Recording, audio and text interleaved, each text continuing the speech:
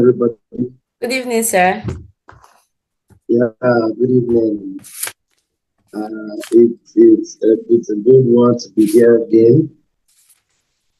I am excited. I don't know if I can receive comments from the people that I'm here to discuss with.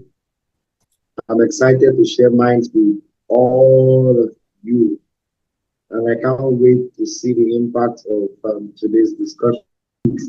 I want to, I want to be sure that we are all in tuned with the right mind because I heard the host saying that some of us are here for the first time.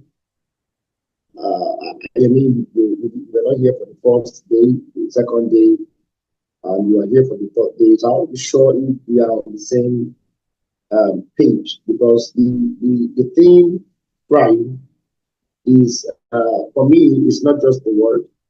For me, it's not just a meeting, you know. For me, I think it's a little bit more than that. If you can look at the shirt I'm putting on and see, you will see tribe on it. All right. So this is a project that I've also been running, that I've been planning since 2021, and it started the project last year March. Yeah. So I've been running this for over a year now. The tribe, in fact, this month I'm going to be having the program called the Tribe Initiative. Right. So when I received this, I was like, wow, wow, this is it's in tune, it's in line. And some of the people that are here from the program that we are running because this is in line with what we will be needing to listen to. I want to first commend the convener. You are doing a wonderful job. Like you said, we know each other from way back. And the reason why I've always responded is not because of emotional responses, but I've always seen you to be someone who has a vision, and more importantly, you are out to solve problems. You just love getting things solved. That's one thing I've noticed about. I'm happy. You just want to see things solved, and that's a big one. So in any little way I can, encourage you of help, do it together. We are in the same network, even though we not be in the same under the same people. We were within the same network, solving problems. I'm also you are in the Boomer shop, so it makes me a little bit more sentimental because I'm all out for Ogumasho's development. Anybody that wants to do something to thrive in Ogumasho, we are all in it together. So please keep up the good work. Don't give up on what you've been doing. It might look small now, but like you have organized, it's definitely going to try. All right, so try is not while I wait for my slide to be up, tribe is not somewhere you start from. You don't start from tribal. All right, from the vision that the convener shared with us on what gave birth to tribe, listening to her about, she's a medicine, so definitely she's going to use the medical approach. I'm into business, so if I'm going to share with you what brought about my own thriving, I will share with you from the business perspective. But you will realize that we are still speaking the same language because from the things that she said that when a baby is supposed to be at a specific level and the baby is not at that level, then we have an issue. Then we have an issue. Then the statement they use is that the baby is not thriving. I don't know if I'm correct because it's a medical field and I'm not really that bent towards that side. So thriving has to first start with something. You must first be alive. You can't talk about a baby that is dead thriving, all right? Because the baby is still alive, then you can think of thriving. So that's where you find surviving, all right? Someone must first survive before it can thrive. And when it comes to life, especially in time like this, most people that were thriving before are now using the same energy they were using to thrive now to survive because everything is demanding for more. Everything is demanding for more energy, more trust, because now it is difficult for you to convince people. because you are making the videos don't lie, but now AI is here. Videos now lie. Sometimes you have to look at some videos twice to be sure whether it's real or not. Okay, so it means that people who were trying it before, based on your ability to add video to your marketing content, now you have to do more to make people trust you because videos now lie. So there are a lot of things that are attached to thriving. Yeah, and I'm going to be sharing on two ends. All right, my discussion is going to be on two fields. Please control me with the time. I've not been giving the time yet. Thank you very much, Peter. Uh, I've not been given the time yet, so like my start time, my end time, I'd like to have that. So I'm going to be. My slide is already. I think it should be up any moment from now. How to thrive in a time like this? How to thrive in a time like this? Well, I'm not going to dwell too much because one of the things that I'm supposed to actually explain is understanding the time that we are in. All right, but I'm not going to dwell too much in it because I want to believe, even if you are not reading books, even if you are not in school, even if you are not going to school at all, there is nobody in this season that is not learning from life. As they do say, life experience is the best teacher and life is a lesson. Life itself is a school. And the season we are right now, whether you are in Nigeria or outside Nigeria, you will realize that you must be learning. For every complaint you make, there's a lesson that is dropping from it. Oh, why is it that this thing is that this expensive? Something is dropping from it. Oh, why is it that there's one is so how do you try in time like this? So I don't know. Sarah, are we good now on I mean the slide? Send it to my The mail. wall. But I've given you permission to share from your end, sir. It's not yet Oh, on okay, my then mail. I'll do that for you. Okay, I'll do that sir. for you. Thank you. Okay, so only those can share in this meeting. Can you please can you rectify the sharing so that I can Okay, do that sir. for you? So the world is changing fast.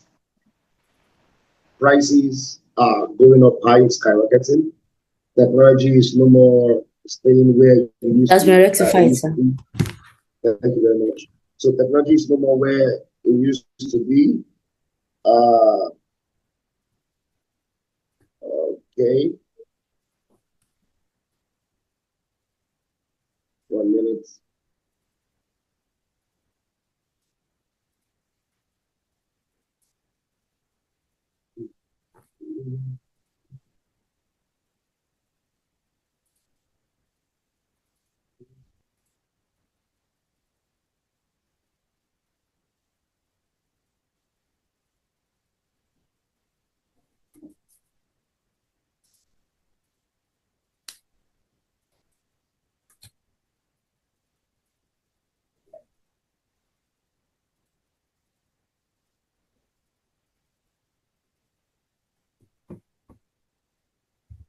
All right. So can I confirm? Can you see my screen? Yes, sir, we can, sir.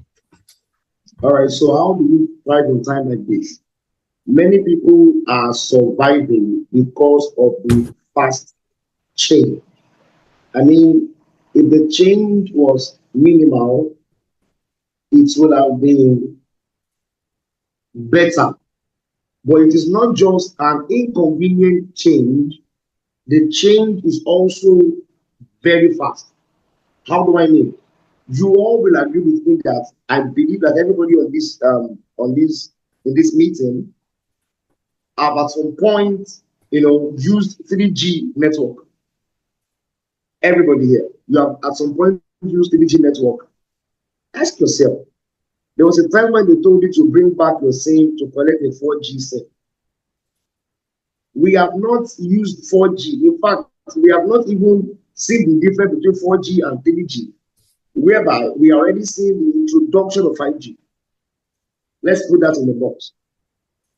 Secondly, we we let's look at the phones that we do use. At some point, we had an iPhone iPhone 13, iPhone 12, iPhone 13 Pro Max. Before we knew it, iPhone 14 came out, and we're like, wow.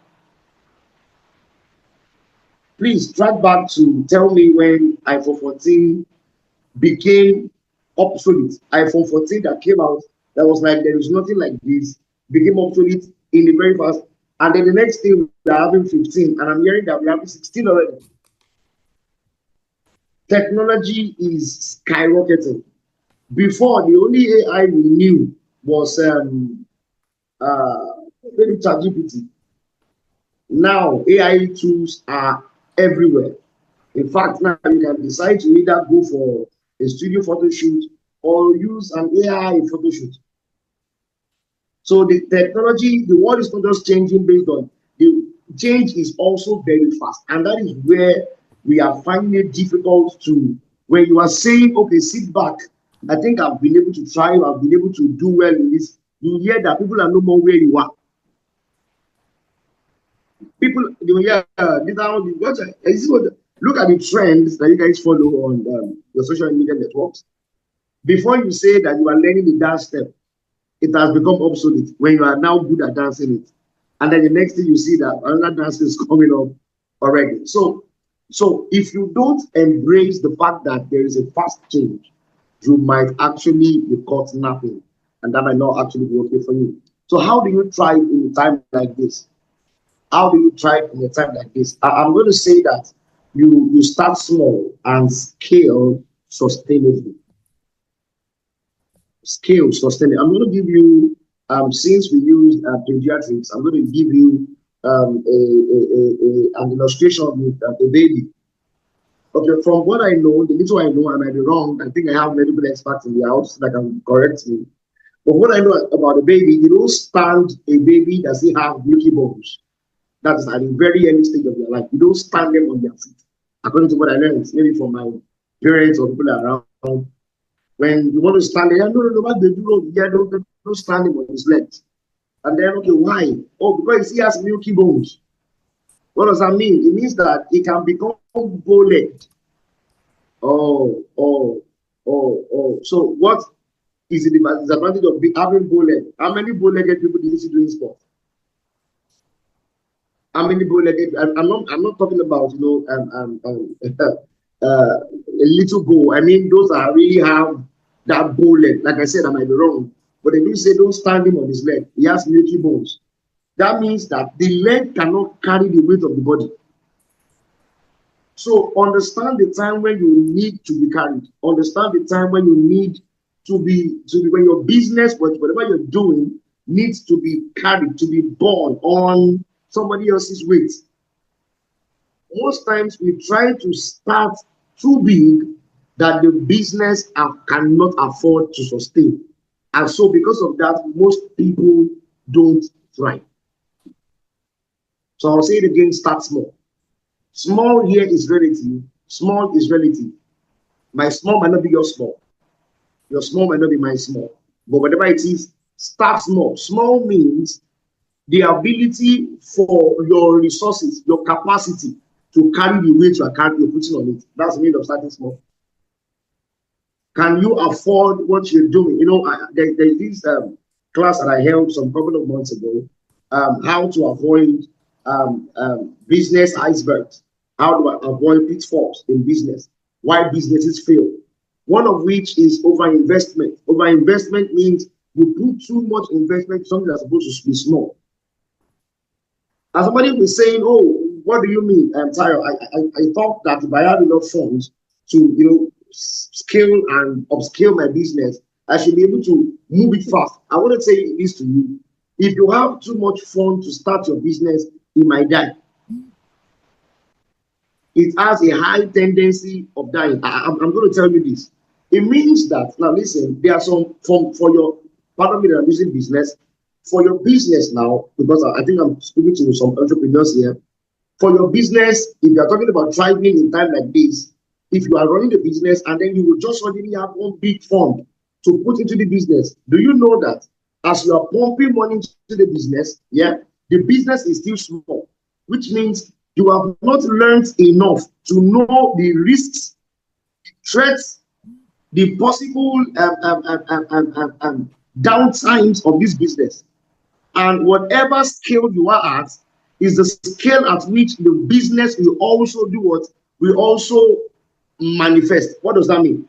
If you are at the capacity of one, your business is at one, which means your risk or the threat is also at level one.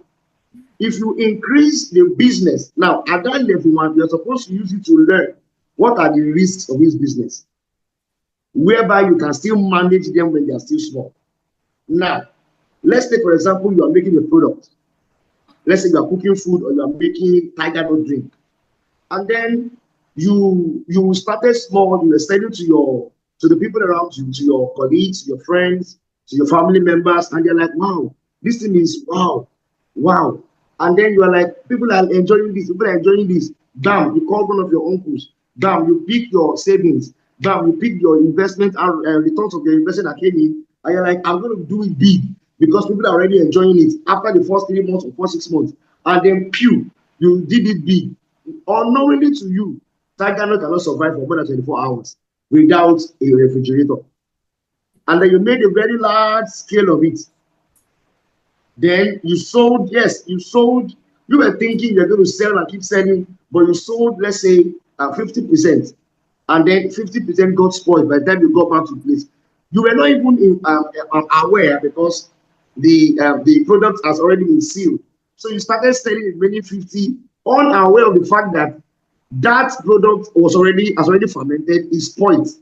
And then people begin to give you feedback that after they took your drink, they landed in the hospital. What happens to your brand? It's been threatened to fail. Why? Because you did not learn so well at the small scale of your business before you now pumped it into it and upscaled what you have not learned from. And so the level of the threat is now bigger than what you are prepared for. Is now bigger than what you are ready for. And that's the reason why starting small is not because you are forced to be humble. It's not because you have a higher level of intelligence. No, it is wise enough to understand that starting small will help you to thrive. That's the focus for the discussion today. How do I thrive in time like this? I want to beg you one more time. Start small, all right, and scale sustainably. Why should you start small? I've already explained something, but let me give you for note sake. Number one, you will never have everything before you start. Money is not everything. Experience, you will never have the enough trust from people. You will never have everything before you start. So, because business has an appetite for growth, for progressive elaboration. Number two, if you start small, it will build discipline and creativity. Starting small builds discipline and creativity, which are things that you will need at the larger scale. Number three, mistakes are cheaper. I've already mentioned that earlier, and lessons come faster. Mistakes are cheaper. Oh, I didn't know that that's in the please, I'm sorry. That please you're talking about, maybe it was two people you served. Imagine you have made 5,000 units and then you have sold it out interstate. How will you beg people? You just see yourself on Twitter. And then you'll be like, what's wrong with these people? Why are they treating my? And then you think maybe the enemy or the people that are from your village that are after you. No, sir. You are the one that did not start within the scale you can manage. Lastly, success is not about the size of your start, but the strength of your vision.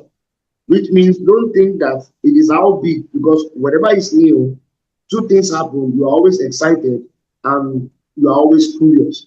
So that excitement, don't let it overshadow your curiosity. Because it is new, you are trying, you are making it in it. Calm down so that you can understand that and you can ensure that your vision is not lost in the speed of what you are growing. If you're going to take example from a baker that starts from a kitchen, for example, let me use this brand, thank God we are not live, item 7 Go. All right, I think I saw a throwback of where they started, and I was startled. Like, my God, are you serious right now? Item 7 Go started with a cooler. I was at Mobile, I think Challenge in Ibadan. and I saw item 7 go. And I'm like, wow, these people, my dear, they didn't start, they started with a cooler. The recipe that they are doing is not, is something they have repeated over and over again. So it will be difficult to find another kind of taste. So that is when, if you go back, you will pick the part of the discipline. They might have made a mistake when they were starting, but that recipe has been duplicated a number of times such that it will be very rare to find them do anything less than deliver that excellence that they have been delivering. So if a baker starts from our kitchen, what is the next thing supposed to build? Trust. What is the trust you're supposed to build as a baker? Your recipe, the taste must be consistent. And then as you are making it, you are reinvesting back into it. It's becoming growing bigger. They started from a lorry. Item 7 go started at a lorry. Later they moved to Ogumosho. Oh, now we are at Ogumosho. Now they are at Ibadan. I don't even know where they are. I think they're going to Lagos or something. So how did they move? Before you know it, you'll be hearing that they are interstate. They are everywhere. They are everywhere. So after you reinvest, gradually, then you open the bakery. But where did you start from? Your kitchen. Please don't be that half empty minded person, half empty cup minded person. When a cup is half full, it's also half empty. It depends on the perspective and your mindset. If you are pessimistic, if you are optimistic, if you always see negative things, you will say, this cup is half empty. This cup is not full. But if you are an optimistic person, somebody who sees the positive in things, you will use statements like, this cup is half full. All right. If we add a little more, it will become full. So that speaks volume about the state of your heart. So please bear that in mind as an example. So let's look at the principles for sustainable growth. Principles for sustainable growth. I want to be sure that you guys are following and enjoying this time.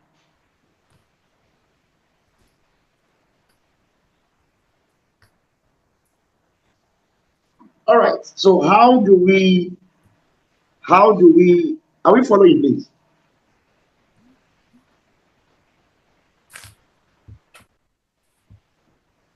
Yes, we are, sir. Thank you very much. So principles for sustainable growth. Number one, build a strong foundation. If the foundation of the thing is destroyed, there is nothing you can build that will last. Build a strong foundation. Now, there are a lot of things embedded in this statement, which if we say we should unravel, it can take us a whole class, all right, a whole mentorship class on building a strong foundation. I'm going to pick a number of positions for a foundation builder. I wish I have some people here who need to hear this. I'm going to teach you some positions. It's not teaching, review to you the position of foundation building. You will agree with me that a foundation of a building is almost always in the ground. The ground is dug and the foundation is built in the ground. All right. I think there is a building that I'm working on, a building project I'm working on at the moment. And I think today I went there to supervise with one of my bosses, supervise the building.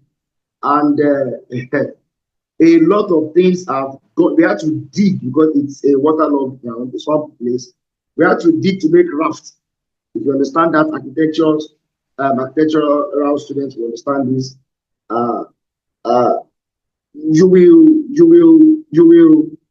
realize that there is a digging into the ground for the foundation to be built solid, and then after they finish digging it, they will fill up the foundation and it will level back to the level of the ground before they now start laying blocks on it. Those blocks they are laying on it are the ones that people will now see. Now take note of these positions. Whoever is building foundation must bend down. whoever, I'm going to repeat that again, whoever is building a foundation must bend down. Bending can mean a number of things, but basically we can encapsulate that into a word called humility.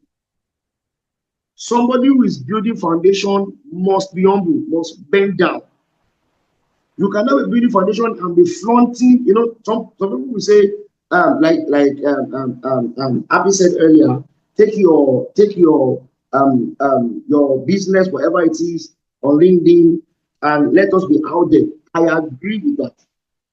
But the reality is that some people who have done that also have, you know, unfortunately not survived because they have not built enough capacity to handle that social media space. That at every stone they throw at your business, at what you do, you go back saying it's not meant for me. What are you supposed to do? Build silently.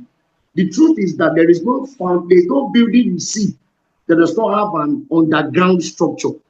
And inside that underground structure, a lot of funds have gone into that foundation, more than what you are seeing on the physical that is growing up there. So when I see young folks who are supposed to still be, learning, already flaunting out there, sometimes I don't know how to say it to them, but the reality is that some of them are just joking with failure. Now, if you know me closely, I am one very positive person. I don't believe in negative mindset. But irrespective of that, uh, the truth still needs to be said because, like I said, I've been running this, and I think I have consulted, if not up to 100 businesses, and the class that I hold, at least each class is over 100 people per class. So I have, you can imagine 100 heads, 100 minds, 100 um, um, um, um, um, perspective of entrepreneurship and business in the same room. I mean, listening to virtually almost all of them. You should know that by now I have gathered a whole lot. And one of the things I can tell you is that spend time in building your foundation and ensure it is strong.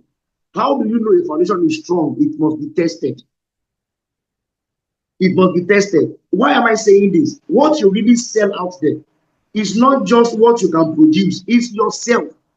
And that yourself that you're selling must be trusted, must be trustworthy. And let me tell you this, a trust that is broken once is not easily redeemed. So because of that, you are good, yes, but you are good in front of who? You are good in front of the people that even if you are wrong, they will see you. All right. So what do? You ensure that you build foundation on whatsoever you are going to go out to show the world. Oh, I know people that are on LinkedIn, people that are on social media, they are not as good as you are. You hear, speakers say that. I am also saying that to you too, but that is not for everybody. All right. Ensure that, because it's a statement I'm saying to everybody now. I don't know how many people are on this call. Maybe let's assume that there are 50 people here, and then you are one of the 50, and you are not a cold statistics. You are not a figure of addition. You are a human being. You have your mind. You have your mindset. You have your thought pattern. You have the way you see things. All right. So you are flesh and blood. All right. You matter.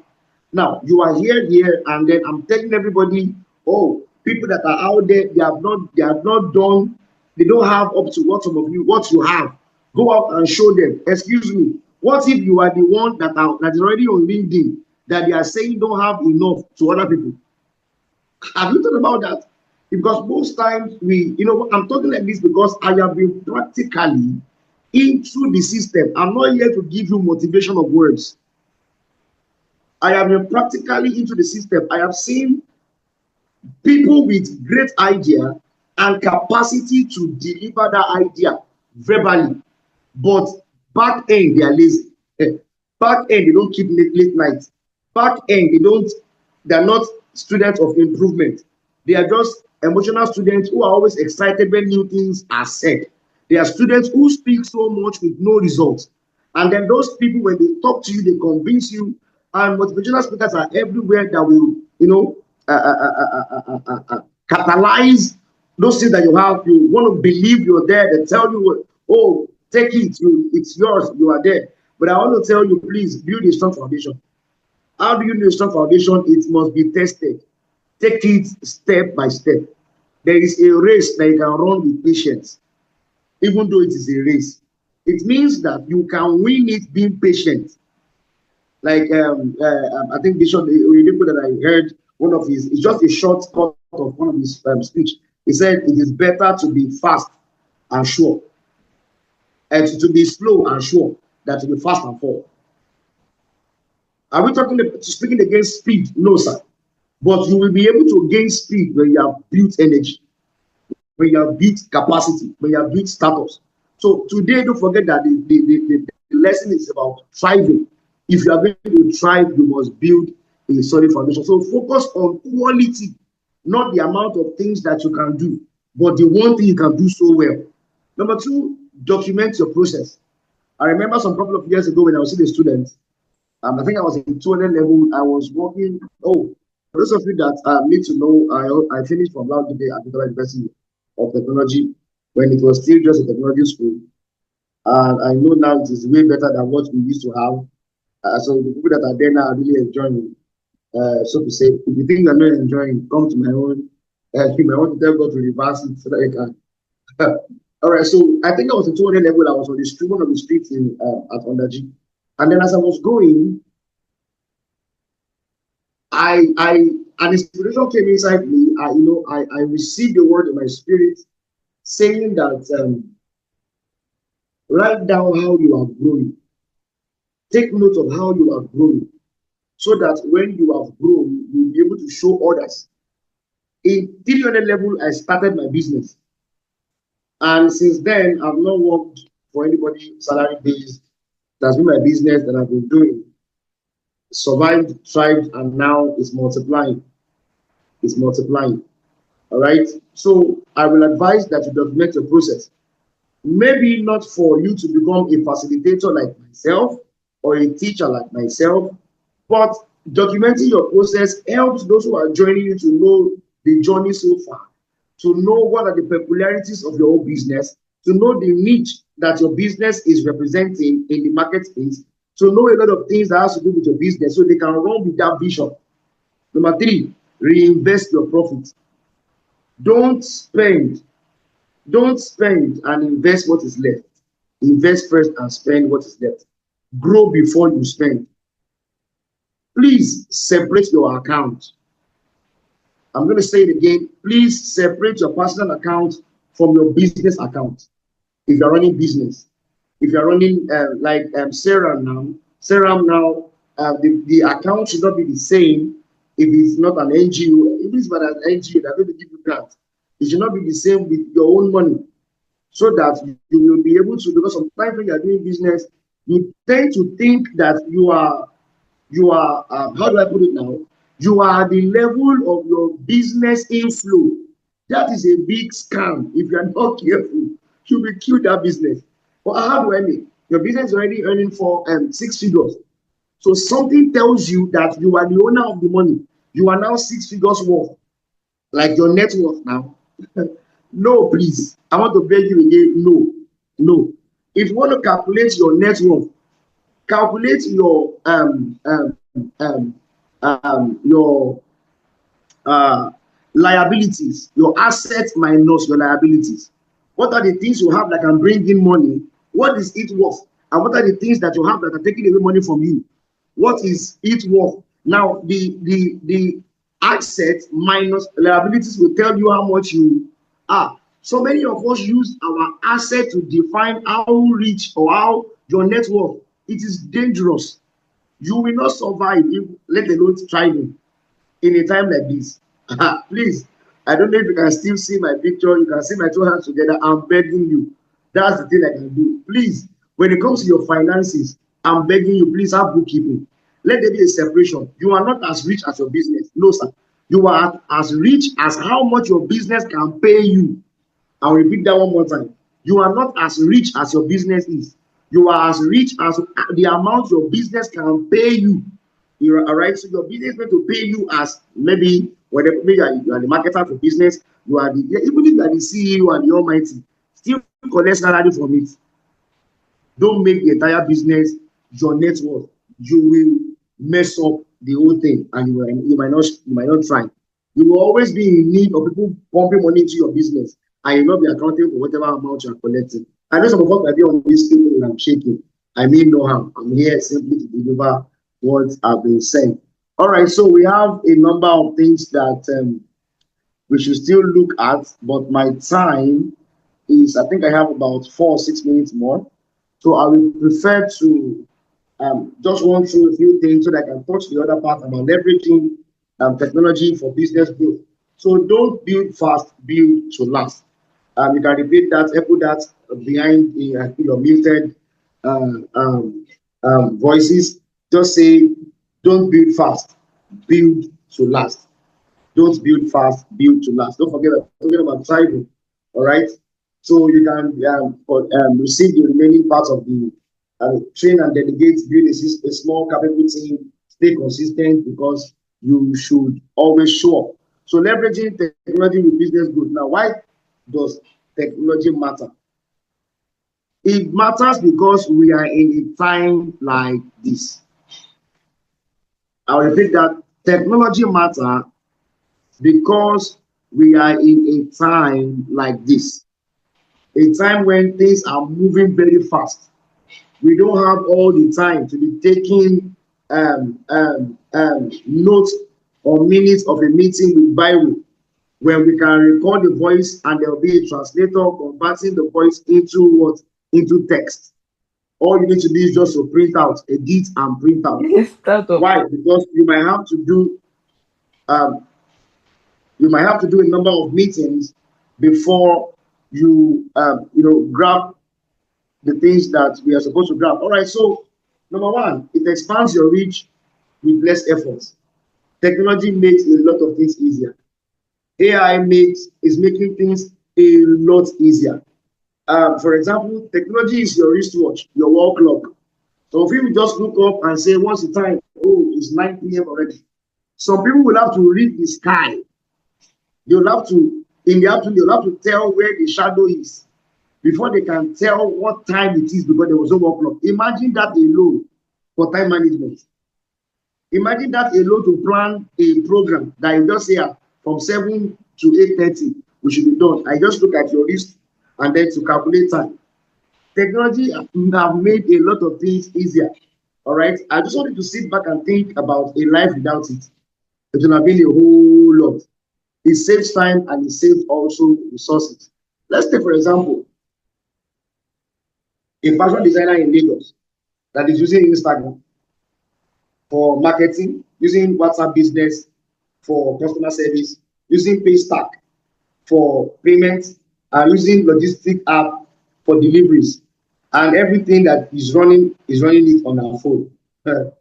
Marketing on the phone. Customer, when the marketing generates leads, they move down through the funnel to the WhatsApp business contact as the touch point, the company desk. You can attend to customers through that with automated responses. We are not here at the moment, or what do you want? And then you can automate your WhatsApp business. I think people are doing it such that it will help you respond to at least the first few things that anybody should know randomly before they now say, okay, I will need to speak to a human being. WhatsApp business can do that for you. And then without doing anything, just like the program I used to have, I don't collect money from anybody. They pay it on seller, and then you use the logistics app to run delivery. That you do with you from your phone. So it's a whole lot. Let me just show you a few things just to play around, things that you're already aware of. Now, for your branding, you can use CapCut to edit your videos, Canva to design your flyers, then Instagram, Facebook to showcase what you have and to sell. When you now have to make sales from payment, people that want to pay, you can use seller. You can use a WhatsApp business catalog, where they will add to cart and they can just have a calculation of how much they are going to spend and an account number can be sent to them. For productivity and organization, you can use Google Docs, Google Sheet, Google Drive to store and share your files. You can use your Trello Notion to plan and track tasks. The Google Calendar to help you with your meetings. You just pop up and tell you have a meeting today, you have a meeting tomorrow. That's for your organization. Then for customer service, I've already said it earlier, your WhatsApp business for auto replies, for customer grouping and other things that you have to do.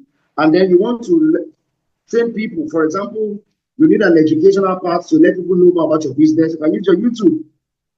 You can use your YouTube. You can also use it to learn more on the business. Coursera is there, Udemy is there, Skillshare is there. A lot of things. Now look at all these things that you have. Look at all these things that you have at your beck and call, and they are all technology that you can use. So you can scale with the technology by doing these four things. Number one, automate your tasks, your schedule, your posts, your auto replies. Then spend time to automate it. Sell online via store, main website. It's not compulsory that you start moving or you have a walk-in store. You can use the online platform to your WhatsApp status is one of the ones I know you use the most. Track performance, analyze data, and then collaborate remotely. Hire freelancers online and do a lot of things that you want to do online. So technology does not replace hard work, though it only amplifies your smart work. It does not make you lazy. No, as I don't used to think. No, it doesn't. It replaces hard work. This slide that I'm showing you was designed in the middle of in the afternoon, cross-checked in the middle of the night. Like it took a whole lot of hours to ensure that this what we are presenting in 30 minutes was done. Even though technology is there to help us design, but it is still there. And what you are seeing now, you are enjoying it. All right. So the right mindset for thriving. Put this down. The right mindset for thriving. Four things. Number one, be adaptable. Like I said, in time like this, when innovation, knowledge is increasing, where the world is changing and it's changing fast, you must be adaptable. You cannot be rigid or stereotypic. Be adaptable. Keep learning and keep evolving. Number two, be consistent. People who give up cannot thrive in this enter in this in time like pardon. People who are not consistent. Today you are there, tomorrow you are not. Today you pick this one, tomorrow you don't. Today you cannot do it because you feel like it. No, it must be something you are consistent in. Be ethical. All right. Why do I say that? Because of the vast amount of people coming up with innovations and trying to solve problems, yeah, you will realize that whatever you're doing, you are not the only one, you are not the monopoly business of it. Others are doing it. And you need trust to sell. Ethics help people to trust you more. Ethics present your brand or whatever you're doing. Ethics presents them to be trustworthy. Ethics make you approachable. All right. So please be ethical. Don't just handle your business anyhow. It will not help you to thrive. Then finally, be grateful. All right. Be grateful to yourself. Be grateful to your source. Be grateful to God, the one who gives you life. Be grateful to God, the one who gives you wisdom. Be grateful to your customers. Some of us, the way we operate, when we are already having 2, 3, 4 piled up jobs. Listen, because of your lazy approach to work, the moment you have any piled up job on your desk, you begin to make statements like, hey, if you want to go, you should go. Customer and the money. If one customer leaves, 5% of your customers have left because a good customer will tell the next 5 persons, and a customer that is disgruntled will tell the next 5 persons. So for one person you lose, you have lost actually 5. So yeah, you should go because of you must be grateful. All right, learn to say thank you to your customers, not only in words, but also in giving back, also in your approach. All right, so you don't have to be great to start, all right, but you have to start to be great. So to thrive in uncertain times, simply put, start small, but think big. Grow sustainably and stay consistent. Leverage technology wisely. The future belongs to those who are use what they have and from there. Thank you very much for having me. God bless you. That will be the end of my session. Let me stop there. Over to you, host. Thank you very much, sir. Thank you so much for that wonderful session. Please, can we see some cheers in the chat box? I mean, that was from Sobowale. Please, let's keep it coming. Let's keep it coming. That was nothing short of an amazing and a blessed one, I must say, because I mean, it was nothing short of a powerful session. Thank you so much, Pastor Sobowale, for sharing such practical and practical experiences with us, sir. I'm sure every one of us here, we have taken something valuable away from this session because I definitely have. right? I mean, something that really stood out for me was the fact that the way his session really progressed, I mean, from talking about in a time like this, what time exactly are we in? He mentioned the fact that we have to embrace change because the world is changing so fast. So the need for us to recognize that it's not a crime to start small to attain sustainability, right? Sustainability is really the word. And he said, Please, before I move on, right? Please, I know that something really has stood out for everybody here on this chat. I know that I think while the session was going on, somebody kept on putting some notes, some bullet points. So we have up to over 50 people on this call. And I know that something, at least something has really stood out for you. So can you please type that in the chat box? Even if it's something that he said the statement he made last. He said, you don't start out as a great person, but you start out to be great. So even if it's that thing that really stood out for you, just say something, right? I'll be waiting for all of us in the chat box. And then Pastor Shivali then went on to also list reasons why we have to start small, that will not have everything, right? Mistakes are cheaper, but lessons are faster. And he also said it's not about the size of our start, but the size of our vision. The size of our vision. I pinned that in my notes. I think that, and the example Pastor Shibodi cited, it further made me remember others who actually started small, right? He made example of item 7, who everybody knows about. I mean, they're in various states in Nigeria. So it further made me remember some other examples of people started small. Everybody knows about Apple products, and well, a co-founder that would be Steve Jobs. They actually started in a garage and they had limited resources. And then this Nike, they also started by selling shoes from their car trunk. I think those two people, they are the ones I can just remember from my team fingertips. And we have a whole number of other people that we even admire right now.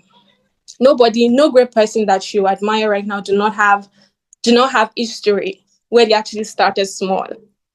And I think one of the reasons that he said you have to start small is for sustainability. That really rang a bell for sustainability. Then he also moved on to the principles for sustainable growth. And the one that really stood out for me is depth.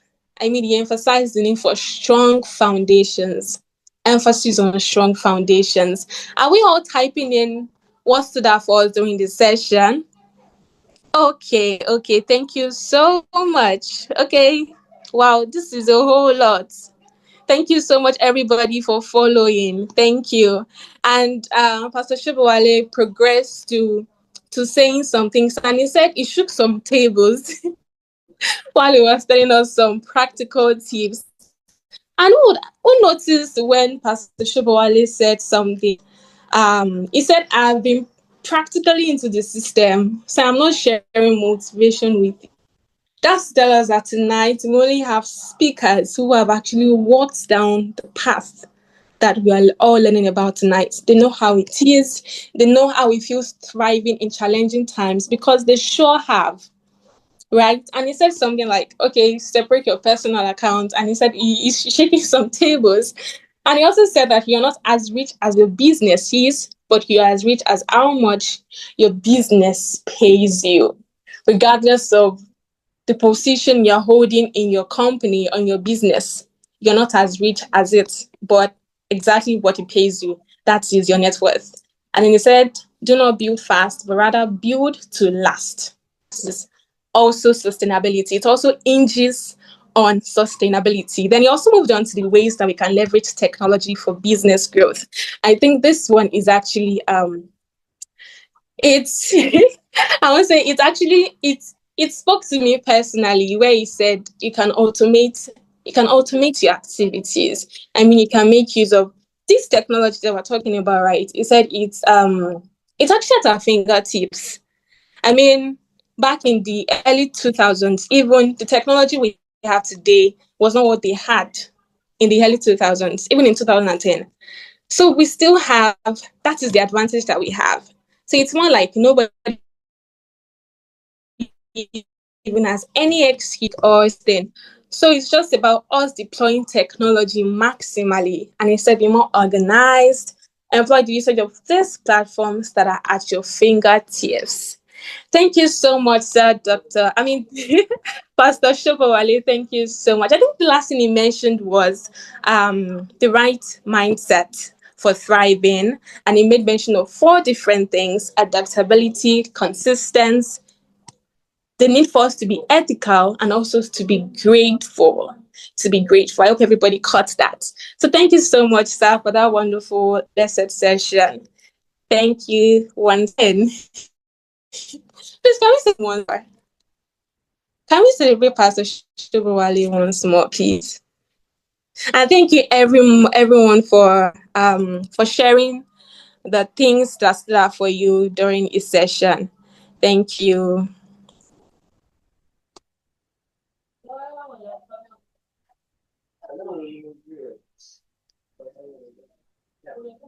All right, without further ado, we'll be moving on to our second session for tonight, right?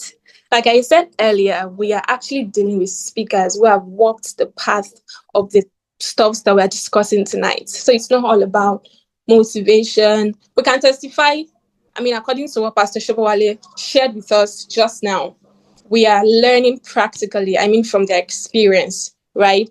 So this next session is going to be focused on how to thrive despite financial and social challenges. And I particularly look forward to this, despite financial and social challenges. And we're also going to be talking on leveraging on people for business growth. So those are the 2 things this next session is going to be in, and that will be anchored by Dr. Adebayo. Please, can we have your citation now? Okay, before the citation comes up, Okay. Pastor Tayo, thank you so much for giving us so much insight. This is like a crash course on business. Thank you so much for everything. We really, really appreciate you. God bless you, sir. Thank you so much for being someone we can run to. Thank you for being someone I can go to at any time and you will always take me. Thank you so much, sir. God bless you. I really, really appreciate it. Thank you so much. And I pray that God will continue to increase you and he will bless your business in Jesus' name. Thank you so much, sir. So because of our time, I'll just take one question for Pastor Tayo. Does anybody have any questions for Pastor Tayo? Our next speaker is on the call, and this person is my oga at the top. So do we have one? Can I take just one question? Please, if you have a question, just type it in the comment section. Just one question for Pastor Tayo.